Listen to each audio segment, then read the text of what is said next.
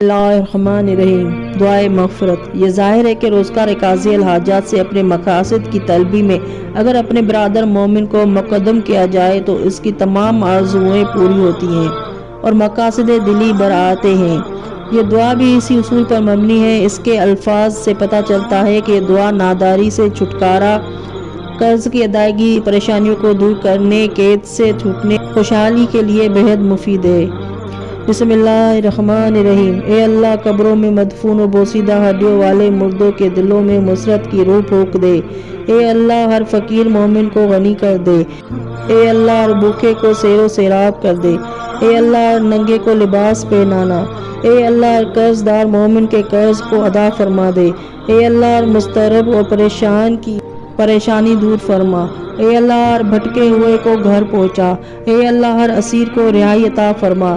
اللہ، مسلمانوں کے تمام فاسد امور کی اصلاح فرما۔ اے اللہ، تمام مریضوں کو شفا عطا فرما۔ اے اللہ، اپنی ذات، تونگری اور امیری سے ہماری فقیری کا دروازہ بند کر دے۔ اے اللہ، ہمارے بدترین دور زندگی اور فقر و آسا حال اپنے حسن و حال سے بدل دے۔ اے اللہ، ہمارے تمام قرضوں کو ادا فرما اور ہمارے دامن کو دست فقر سے چھڑا کر بحق محمد وآل محمد ہم کو تونگری عطا فرما دے۔